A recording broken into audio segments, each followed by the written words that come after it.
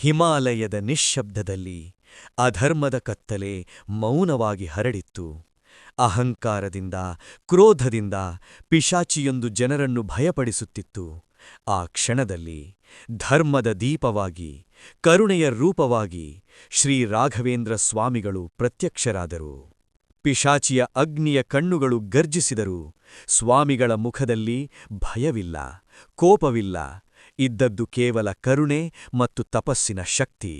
ರಾಘವೇಂದ್ರ ಸ್ವಾಮಿಗಳು ಗಂಭೀರ ಸ್ವರದಲ್ಲಿ, ಅಧರ್ಮಕ್ಕಿಲ್ಲಿ ಸ್ಥಾನವಿಲ್ಲ. ಸ್ವಾಮಿಗಳ ದಂಡ ಏಳಿದ ಕ್ಷಣ ಮಂತ್ರಶಕ್ತಿ ಜ್ವಲಿಸಿತು, ಧರ್ಮದ ಅಗ್ನಿ ಹೊತ್ತಿತು. ಪಿಶಾಚಿಯ ಅಹಂಕಾರ ಕರಗಿತು, ಅದು ಭಸ್ಮವಾಯಿತು. ಅಧರ್ಮ ನಾಶವಾಯಿತು, ಹಿಮಾಲಯ ಮತ್ತೆ ಶಾಂತವಾಯಿತು. ಯಾವುದೇ ಕತ್ತಲೆಯಾದರೂ ಗುರುಕೃಪೆಯ ಮುಂದೆ ನಿಲ್ಲಲಾರದು. ಶ್ರೀ ರಾಘವೇಂದ್ರ ಸ್ವಾಮಿಗಳಿಗೆ ಜಯವಾಗಲಿ.